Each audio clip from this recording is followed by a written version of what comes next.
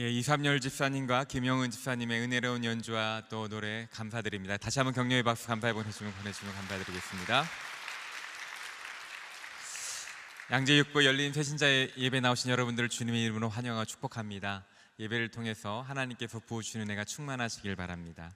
오늘 함께 보실 하나님의 말씀은 요한복음 21장 우리 4절부터입니다. 4절부터 17절까지인데요. 저와 여러분이 한 절씩 교독하도록 하겠습니다.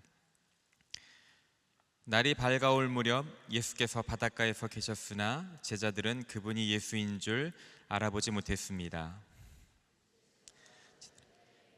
물고기를 좀 잡았느냐 하고 물으시자 그들은 한 마리도 잡지 못했소라고 대답했습니다. 예수께서 제자들에게 말씀하셨습니다. 그물을 배 오른편에 던져보라. 그러면 물고기가 잡힐 것이다. 제자들이 그물을 배 오른편에 던지자 물고기가 너무 많이 걸려 그물을 배 안으로 들어 올릴 수가 없었습니다. 예수께서 사랑하시던 제자가 베드로에게 말했습니다. 주이시다. 시몬 베드로는 주이시다라는 말을 듣자마자 벗어두었던 겉옷을 몸에 걸치고 물로 뛰어들었습니다. 그러나 다른 제자들은 배를 탄 채 물고기가 가득한 그물을 끌면서 배를 저어 육지로 나왔습니다. 배가 바닷가에서 약 200규빗 정도밖에 떨어져 있지 않았기 때문입니다. 제자들이 육지에 도착해 보니 숯불을 피워 놓았는데 숯불 위에는 생선이 놓여 있었고 빵도 있었습니다. 예수께서 제자들에게 말씀하셨습니다. 너희가 방금 잡은 생선을 좀 가져오라. 시몬 베드로가 배에 올라 그물을 육지로 끌어올려 내렸습니다. 그물 안에는 큰 물고기가 153마리나 들어 있었습니다. 물고기가 이렇게 많았는데도 그물은 찢어지지 않았습니다. 예수께서 제자들에게 말씀하셨습니다. 와서 아침을 먹으라. 다들 그분이 주이신 줄 알고 있었기 때문에 제자들 중 감히 그분께 누구이십니까? 라고 묻는 사람이 없었습니다. 예수께서 오셔서 빵을 가져다가 제자들에게 나눠주셨고 이와 같이 생선도 주셨습니다. 예수께서 죽은 사람들 가운데서 살아나신 뒤 제자들에게 나타나신 것은 이것이 세 번째였습니다. 그들이 아침 식사를 끝마치자 예수께서 시몬 베드로에게 말씀하셨습니다. 요한의 아들 시몬아, 내가 이 사람들보다 나를 더 사랑하느냐? 베드로가 말했습니다. 예, 주여, 제가 주를 사랑하는 것을 주께서 아십니다. 예수께서 베드로에게 말씀하셨습니다. 내 어린 양떼를 먹여라.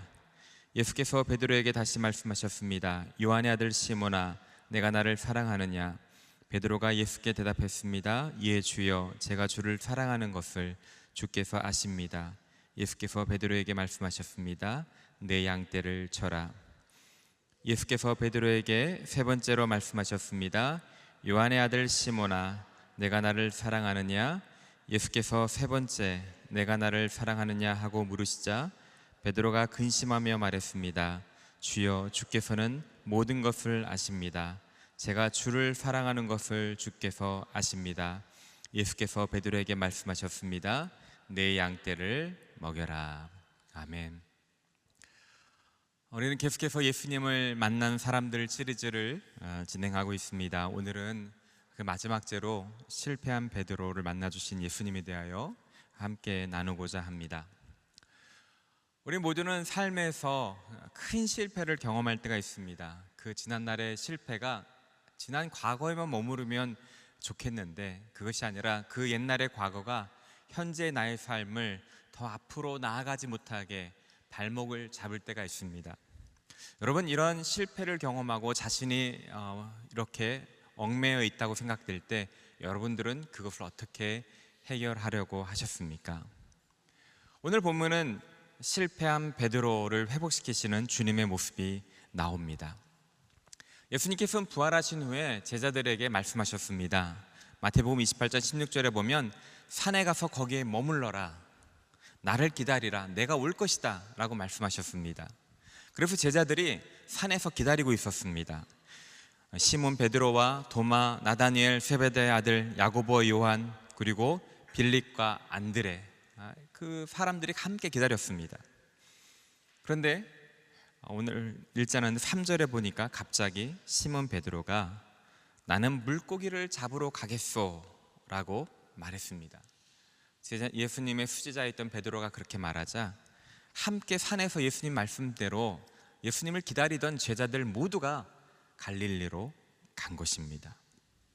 예수님께서 산에서 기다리라라고 2번이나 부활하신 후에 만나신 후에 나타나셔 말씀하셨는데 그들은 그 명령을 받았지만 순종하지 않고 갈릴리로 돌아갔다는 것입니다. 왜 그랬을까요? 요한복음 14장 21절에 보면 너희가 나를 사랑하면 내 계명을 지킬 것이다 라고 분명히 말씀하셨는데 어떻게 보면 가장 간단한 명령, 이 산에서 나를 기다리라 라는 주님의 그 명령에 베드로는 순종할 수가 없었습니다. 그리고 그는 자신의 예전의 삶으로 예수님을 만나기 전에 어부의 모습으로 어부로 다시 돌아간 것입니다. 그런데 그곳에서도 이전의 삶을 돌아갔지만 일이 뜻대로 되지 않았습니다. 오늘 여러분 본문 읽어보셨던 것처럼 그는 평생을 어부로 살았는데 유난히 그날따라 밤새 고기를 잡았지만 한 마리도 잡지 못하는, 그래서 마음이 더 찹찹하고 실패감을 떨칠 수 없는 그런 안타까운 상황 가운데 있었습니다. 그는 더 이상 아무것도 할 수 없었던, 어떻게 보면 좌절 가운데 있었을 것입니다. 그가 왜 산에서 머무르지 않고 갈릴리로 왔을까? 우리는 그 이유에 대해서 정확하게는 알지 못합니다. 그러나 한 가지 추측할 수 있는 것은 그가 예수님이 잡히시던 밤에 했던 그 실패가 그를 계속해서 발목을 잡았다라고 추측할 수 있습니다.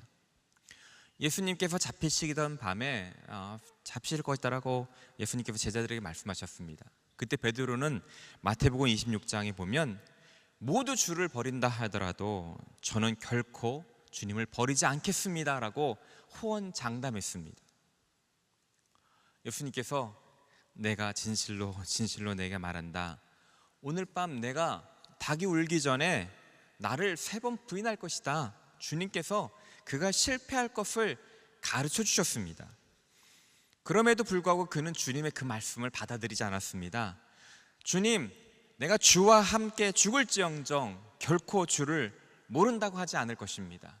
그는 자기 자신에 대한 확신이 있었습니다. 자기가 주님을 3년 동안 따라다녔던 그 경험한 것을 비추어 볼 때 내가 주님을 결코 부인하지 않을 그런 자신이 있었던 것입니다. 그래서 말로 맹세를 하였고 그는 자기 자신을 믿었던 것이죠. 그러나 그는 실패했습니다. 여러분 잘 아시다시피 예수님께서 대제사장 집에 끌려갔는데 사도 베드로가 따라갔습니다. 예수님이 신문하는 것을 멀리서 지켜보며 마당에 불을 쬐며 거기에 동정을 살피고 있었을 때 그때 사람들이 너도 예수를 따르는 사람이 아니냐, 추종자가 아니냐라고 물어봤을 때 부인했습니다. 2번째 부인했습니다. 3번째 작은 여종이 너도 그 추종자가 아니냐라고 했을 때 욕을 하며 화를 내며 부인했던 것이죠. 그때 순간 닭이 3번 울었고 예수님께서 고개를 저어 사도 베드로와 눈이 마주쳤던 것이죠. 순간 베드로는 자신이 실패한 것을 깨달았습니다. 슬펐습니다.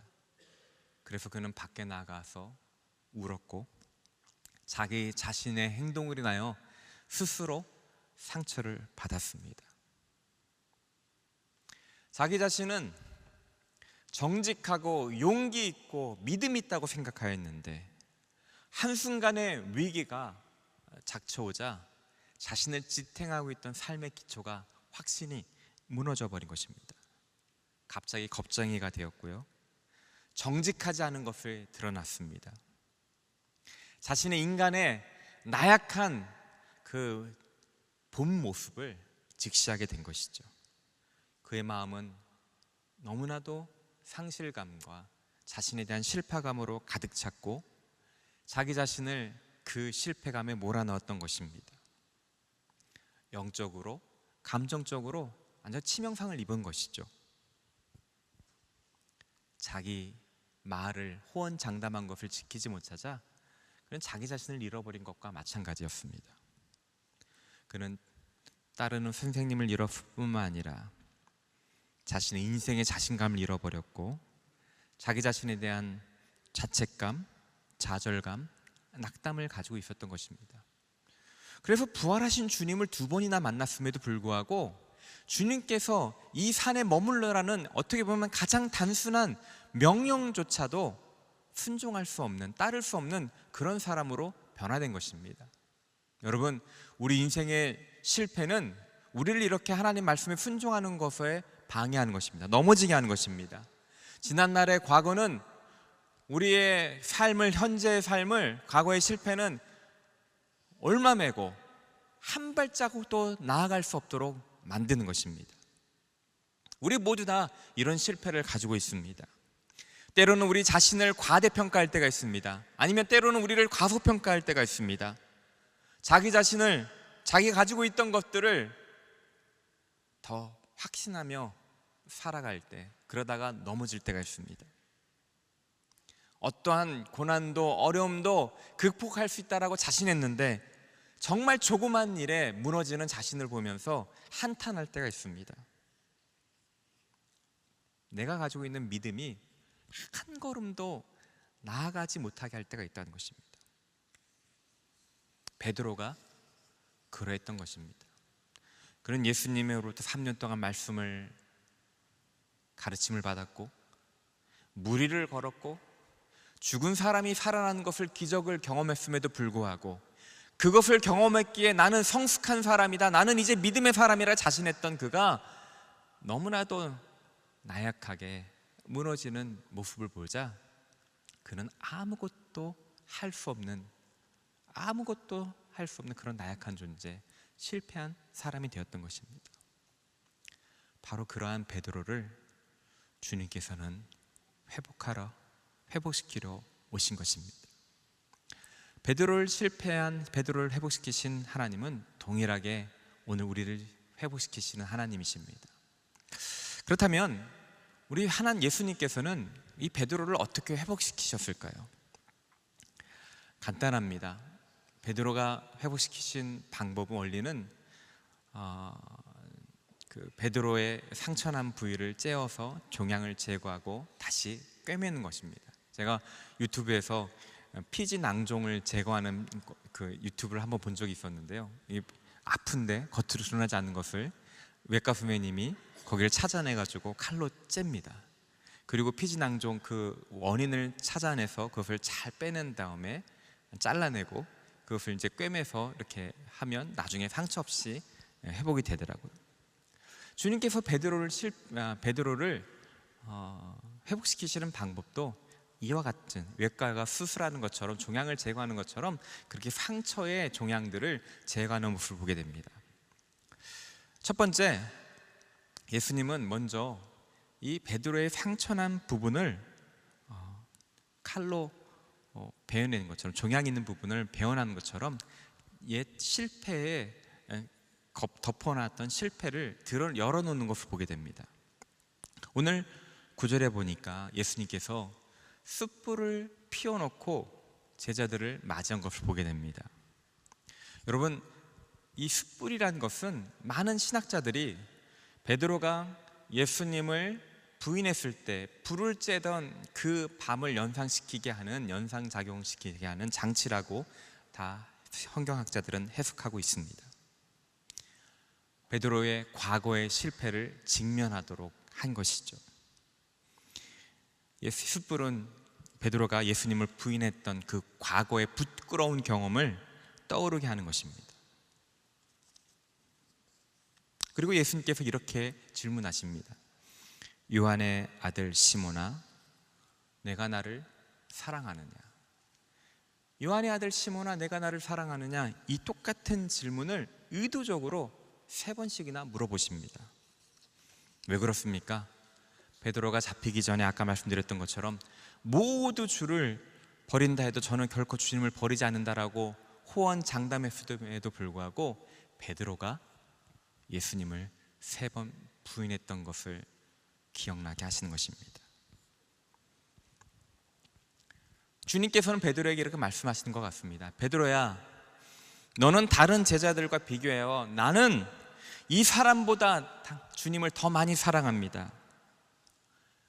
다른 모든 것보다 주님을 더 사랑합니다 라고 이렇게 말했지, 정말로 너가 나를 이 사람들보다 더 사랑하느냐? 이 질문은 베드로의 그 과거의 실패를 들춰내는 것입니다. 어떻게 보면 잔인해 보일 수 있는 것이죠. 제가 회복 사역을 할 때 과거의 상처들을 얘기하면 와서 이런 말씀하시는 것입니다. 애써서 다 망각하고 덮어놨는데 왜 그것을 다시 들춰내서 힘들게 하십니까? 예, 맞는 말입니다. 근데 주님은 그런 일을 합니다. 왜 그러실까요? 주님께서는 그것을 파괴하려는 것이 아니라 그것을 회복시키기 위한, 수술시키기 위한 것입니다.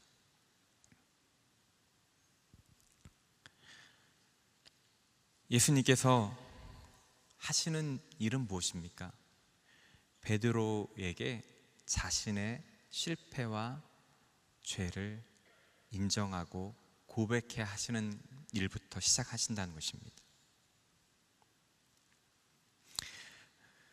예수님은 베드로에게 너의 진정한 모습을 보기 원한다라고 말씀하십니다. 그러면서 요한의 아들 시몬아, 시몬이라는 것은 갈대라는 뜻이죠. 예수님께서 시몬이, 베드로가 주는 그리스도시며 살아계신 하나님의 아들이십니다라고 고백하였을 때 베드로라고 이름을 주었습니다. 베드로는 반석입니다. 흔들리지 않은 반석입니다. 그러나 시몬 갈대는 흔들리는 것입니다.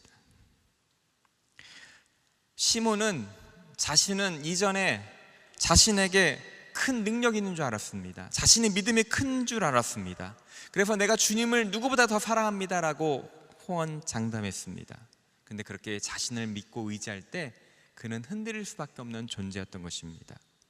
예수님께서 그에게 너가 나를 부인할 것이다 라고 연약함을 지적해 주셨지만 그는 예수님의 그 말씀을 부인했습니다. 자기 자신을 신뢰하고 믿었던 것이죠.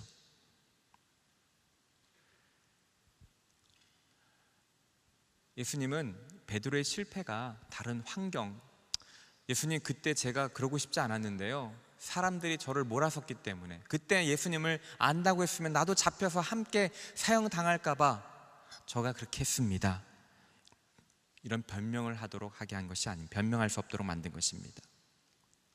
예수님 베드로의 실패가 전적으로 자신에게 있음을 깨닫게 하신 것입니다. 자신의 책임에게 있다는 것을 알게 하신 것입니다. 내가 오늘 밤 닭이 울기 전에 나를 3번 부인할 것이자, 주님의 그 말씀에도 베드로는 그 말씀을 거부했던 것이죠. 자신의 연약함을 거부했기에 그는 예수님을 부인하고 완전한 실패에 빠지게 된 것입니다. 예수님께서 베드로에게 요구하시는 것은 그 연약한 자신의 모습, 그 실패할 수밖에 자신을 의지하는 자신의 죄성, 그것을 보기 원한다는 것입니다. 여러분, 우리의 실패를 회복시키는 데 있어서 가장 중요한 것은 어쩌면 회개입니다.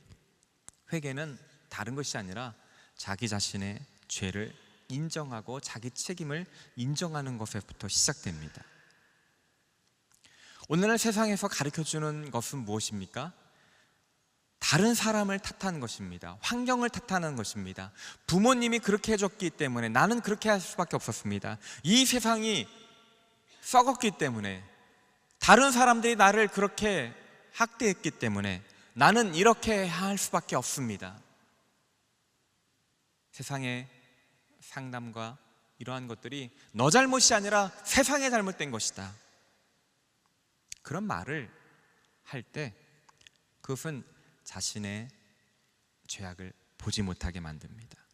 자신이 피해자라고 생각하게 됩니다. 근데 이것은 진정한 회개로 나아가지 못하게 하는 것입니다.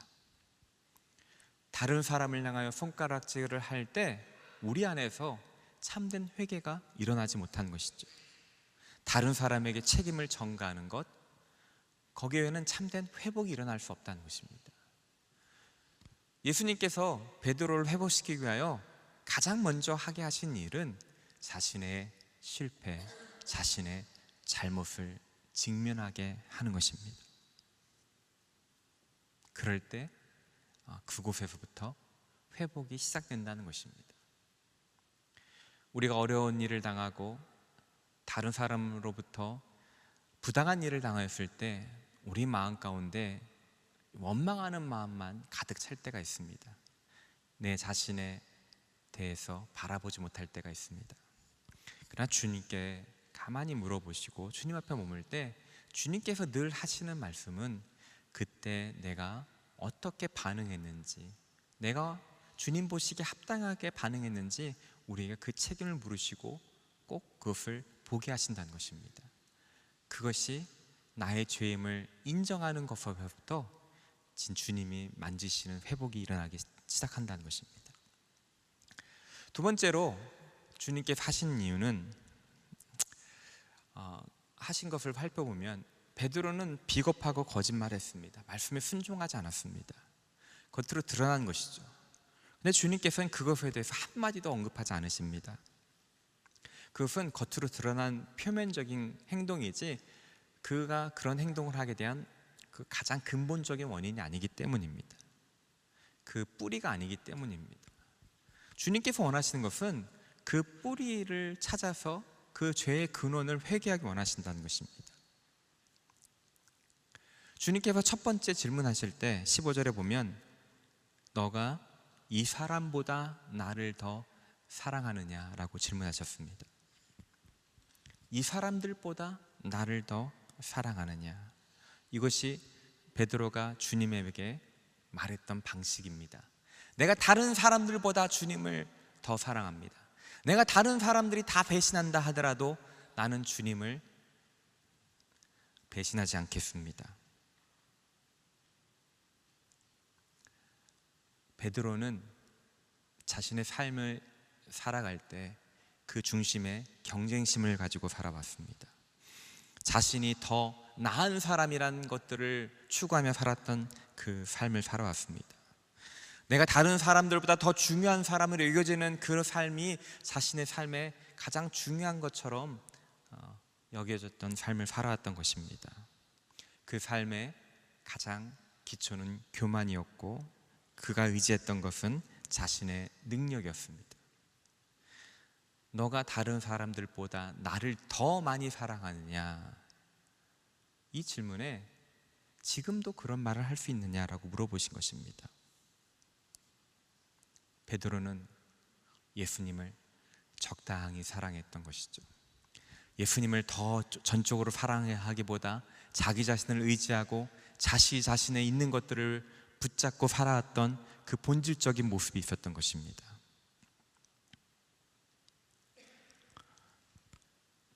예수님께서 원하시는 것은 너가 너의 마음 중심에 내가 아닌 다른 것을 올려놓고 그것을 그 위에 인생을 쌓아놓으려는 그 마음 때문에 너가 실패한 것이다 라고 가르쳐 주는 것입니다.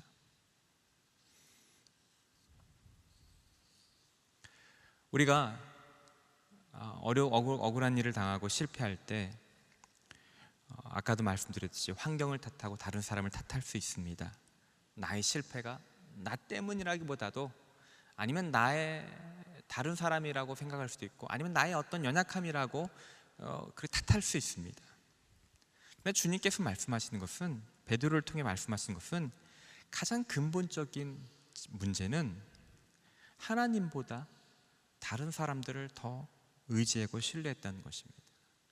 하나님보다 나의 성공과 나의 명예를, 평판을 하나님보다 더 중요하게 생각했던 것이 우리의 죄의 근원이라는 것입니다. 베드로가 그렇게 했기 때문에 그 근본적인 원인으로부터 실패감에서 그 근본적인 원인이 해결되지 않았기 때문에 실패감이 벗어날 수 없었던 것입니다. 베드로의 가장 큰 문제는 하나님과의 올바른 사랑의 관계, 우선순위가 결정되지 않았기 때문이라는 것입니다. 하나님과의 우선순위 관계, 예수님과의 우선순위가 아니라 나의 능력, 나의 의지, 내가 경험한 것들을 더 의지하는 것에서 있었기 때문에 하나님의 있어야 할, 주님이 있어야 할 자리에 다른 것을 올려놓았기 때문에 그것이 그 베드로의 실패에서 벗어나지 못하게 하는, 그 인생을 썩어 문드러지게 하는 가장 근본적인 원인이라는 것입니다. 주님은 그것을 들춰내야 된다라고 말씀하십니다. 그래서 주님은 세 번째로 그것을 끄집어내셔라고 합니다. 상처를, 종양이 있는 부분, 실패로 종양이 있는 부분을 칼로 째어서 그것이 가장 근본적인 원인을 밝혀내고 그것을 제거해야 된다는 것입니다. 근데 그것을 어떻게 제거하느냐? 오늘 말씀 보면 슬픔을 통해서 제거한다는 것입니다. 우리 17절 다시 한번 읽어보겠습니다. 시작. 예수께서 베드로에게 세 번째로 말씀하셨습니다. 요한의 아들 시몬아, 내가 나를 사랑하느냐? 예수께서 세 번째 내가 나를 사랑하느냐고 물으시자 베드로가 근심하며 말했습니다. 주여, 주께서는 모든 것을 아십니다. 제가 주를 사랑하는 것을 주께서 아십니다. 예수께서는 베드로에게 말씀하셨습니다. 내 양떼를 먹여라. 예수님께서 세 번을 똑같은 질문을 하자 베드로가 마지막에 근심하며 말했다고 말합니다. 여기서 근심하다는 단어는 슬퍼하다, 애통해하다라는 굉장히 강력한 단어인 뜻입니다. 예수님께서 베드로의 상처를 들춰내어서 그가 책임 있다는 것을 보여주셨습니다. 그리고 그 동기가 하나님을 사랑하고 하나님을 전적으로 의지하는 것이 아니라 다른 것을 의지하는 것에 있었다는 것을 계속해서 밀어붙였습니다. 그러자 베드로는 애통해하고 슬퍼하기 시작됐습니다. 베드로가 이제 상처받기 시작한 것이죠. 고린도후서 7장 10절에 보면 이런 말씀이 있습니다. 하나님 뜻대로 하는 근심은 구원에 이르는 회개를 가져오므로 후회할 것이 없습니다. 그러나 세상의 근심은 죽음을 가져옵니다. 똑같은 단어이죠. 근심하다, 애통해하다, 슬퍼하다는 것입니다. 하나님 뜻대로 하는 근심과 세상 근심을 구분합니다. 하나님 뜻대로 하는 근심은 무엇입니까? 세상 근심은 과연 무엇일까요? 어떤 사람이 자신의 실패에 대해서 죄책감을 느꼈고 그것을 위해서 울었고 회개했는데 나중에 아무런 소용없이 예전보다 더 그 일들을 계속 악을 행하고 예전에 회개했던 거 아무런 소용이 없다라고 한다면 그것은 진정한 회개가 아니라 여기 고린도후서 7장 10절에 말하면 죽음을 가져오는 근심이라는 것입니다. 이것은 슬퍼하긴 슬퍼하되 그 대상이 자기에 대한 슬픔인 것입니다. 참된 회개가 아니라 자기 연민입니다. 나는 이렇게 훌륭한 사람이 있어야 되고 이렇게 하지 말았어야 되는데 이렇게 해서 나는 너무 안타깝다. 자신에 대한 실망감에서 오는 슬픔인 거죠. 이것은 진정한 회개가 아니라는 것입니다. 진정한 슬픔은 내가 한 행동이 예수님께 어떠한 영향을 끼치는지를 보는 것입니다. 내가 한 그 죄 때문에 그리스도께서 어떠한 값을 치르셨는지, 내 죄 때문에 예수님께서 얼마나 큰 상처를 입으셨고 십자가에 달려 죽으셨는지 그것을 보고 슬퍼하는 것이 하나님 뜻대로 하는 슬픔이라는 것입니다. 베드로가 슬픔에서, 실패해서 회복될 수 있는 것, 그것들을 회복돼야 될 수 있는 방법은 자신이 한 행동이 예수님을 의지하지 않고 예수님을 사랑하는 것이 아니라 다른 것을 더 사랑했던 자신의 모습이 얼만큼 예수님을 아프시게 하고 그것이 예수님의 십자가에서 얼마나 큰 상처를 당하게 하셨는지를 볼 때, 그때 우리는 진정한 회개할 수 있다는 것이죠. 진정한 회개는 나를 바라보는 것이 아니라 나의 위신과 나의 어떠한 내가 이런 사람이 됐어야 되는데 이렇지 못했던 안타까운 그런 자기 연민이 아니라 예수 그리스도가 나의 죄로 인하여 받으신 상처를 바라보는 걸 때, 바로 그것이 진정한 회개가 되는 것이고, 그러한 진정한 회개를 할 때 우리 마음 가운데 이 실패에서 벗어날 수 있는 힘이 된다는 것입니다. 주님께서는 베드로가 그렇게 상처하고 회개하고 슬퍼할 때 내 양을 먹이라는 그 사명을 주셨습니다. 지금은 베드로는 끊임없이 자신의 실패를 직면하고 예수님을 의지하였던 것을 보았지만, 그럼에도 불구하고 예수님은 그 슬퍼하는 베드로에게 너는 내 양을 먹이라. 사랑하는 성도 여러분, 지난날에 실패가 여러분을 발목 잡고 있습니까? 그 실패에 여러분이 슬퍼하고 애통하는 이유가 무엇입니까? 그것을 통해서 내 성공이 가로막혔고, 내 위상이 주저앉아졌고, 내 미래가 불투명해졌기 때문에 그것이 안담하게 됩니까? 그런 마음을 계속 가지고 있으면 결코 그것에서 벗어날 수 없다는 것입니다. 그 슬픔의 자리, 실패의 자리에서 그 순간에 주님을 의지하지 않고 나 자신을 의지했고, 주님을 의지하지 않고 세상을 의지했고, 주님을 사랑하기보다 세상 것을 더 사랑한 것에 대해서 진정으로 애통해하고, 그것의 중심에 주님이 아닌 다른 것을 나의 보좌로 모셨다는 것을 고백할 때, 그리고 그것이 얼마나 주님을 아프게 하고 주님을 십자가에 못 박게 한 것을 보게 할 때, 우리는 그곳에서부터 나올 수 있는 것입니다. 주님은 그런 베드로에게 위로해 주시고 내 양을 먹이라는 새로운 사명을 주시고, 그리고 따뜻하게 그것을 어루만져 주시며 주님의 교회, 초대교회 반석으로서 새로운 사명을 주시는 것을 보게 됩니다. 우리 주님은 지금도 동일한 일을 하기 원하십니다. 우리의 실패 자리에서 한 발자국도 더 나아가지 못할 때 나의 문제가 무엇인지 그것을 직면해서 보기를 원하시고, 그 안에서 내 죄가 무엇인지, 하나님 보시기에 합당하지 않은 모습이 무엇인지 그것을 회개하고, 그것이 얼마나 하나님을 명예를 출시시켰으며 하나님을 얼마나 만홀히 여기며 하나님을, 예수님을 못 받게 하는 것인지를 진실로 고백할 때, 그 자리에서 주님은 내 양을 먹이라라는 새로운 사명을 주시고 우리를 일으키게 하실 것입니다. 베드로를 처음 부르셨던 그 감격의 자리로 주님은 다시 베드로를 일으키셨고, 그 실패에서 벗어나 초대교회의 기둥 같은 역할을 감당하는 사도 베드로 역할을 감당하게 하신다는 것입니다. 오늘 이 밤에 여기 계신 한 분 한 분도 여러분 실패한 것이 너무나 아프고 내 삶을 가로막고 있다고 생각되실 때, 여러분 그 자리에 가셔야 됩니다.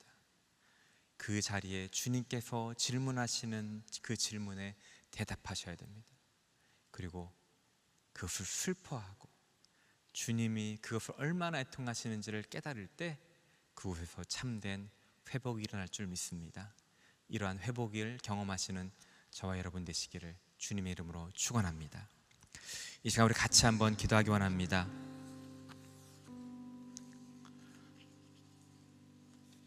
우리 주님은 실패한 우리를 만지시고 회복시키시는 분이십니다. 우리가 온전히 회복되기 위해서는 막연한 괜찮아 잘 될 거야 이런 말로 회복이 되지 않습니다.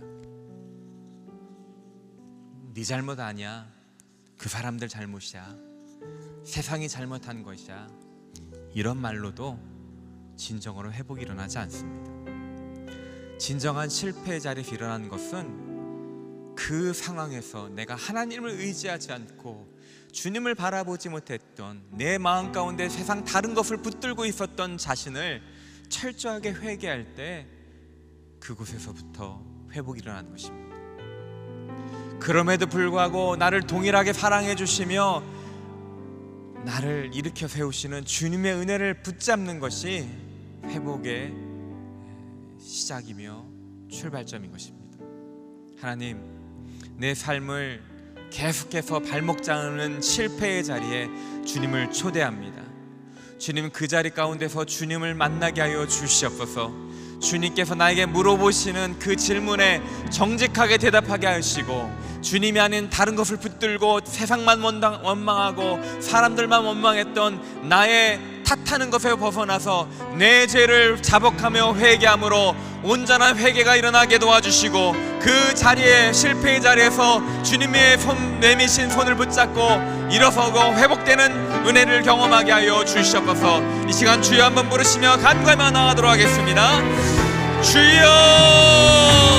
오, 사랑과 은혜가 충만하신 하나님, 우리의 인생의 아버지의 실패의 자리에서 그 실패로 인하여 아버지와 내 자기 연민에 빠져있거나 앞으로 나아가지 못하고 주님의 말씀을 온전히 순종하지 못하는 모습이 있다면 아버지, 다시 한번 오늘 말씀을 통하여 아버지 한번 주님 앞에 더 한 걸음 나아가기를 소망합니다. 아버지, 베드로에게 찾아오셔서 우리의 죄를 보게 하시고 고백하게 하시고 참된 회개로 말미암아 우리 회복시키시는 주님의 손길들을 우리가 바라보았습니다. 우리가 참으로 우리의 자리에, 최고의 자리에, 실패의 자리에서 회개케 하여 주시고 온전케 하시는 회복시키시는 하나님을 경험하게 하여 주시옵소서. 나의 죄가 얼마나 주님을 마음 상하게 하고 아프게 하고 못 받게 하고 주님을 죽게 만드는지 보게 하시고 그것을 애통해하게 하며 죄를 미워하게 하여 주시고 돌이키게 하여 주시옵소서. 그로 말미암아 주님을 신뢰함으로 나아갈 때 주님께서 불러주신 그 사랑으로 나아가게 하여 주시고 주님 주신 그 사명을 온전히 감당하는 저희 한 사람 사람 되게 하여 주시옵소서. 주님 간절히 소망합니다. 하나님, 우리 인생을 발목을 잡고 있는 그 실패의 자리에 주님을 초청합니다. 주님께서 찾아오셔서 내가 나를 더 사랑하느냐라고 물으시는 그 질문에 정직하게 대답하게 하시고 주님을 슬프게 하고 주님을 신뢰하지 않던 우리 죄를 보게 하시고, 하나님, 진정한 회개로 말미암아 참된 회복의 첫걸음이 시작되게 하여 주시옵소서. 실패한 우리를 회복시키기 원하시는 주님의 그 사랑의 마음을 우리가 알기 원합니다. 세상의 헛된 가르침에 속지 않게 하여 주시고 주님께서 비춰주신 진리의 빛을 따라 한 걸음 한 걸음 나아갈 때 우리가 온전히 회복될 줄 믿사오니 주님, 그 회복의 능력을 경험함으로 주님이 주신 그 비전들을 더욱 감당하는 저희 모두 되게 하여 주시옵소서. 감사드리며 이 모든 것 우리 주 예수 그리스도의 이름으로 기도드립니다. 아멘.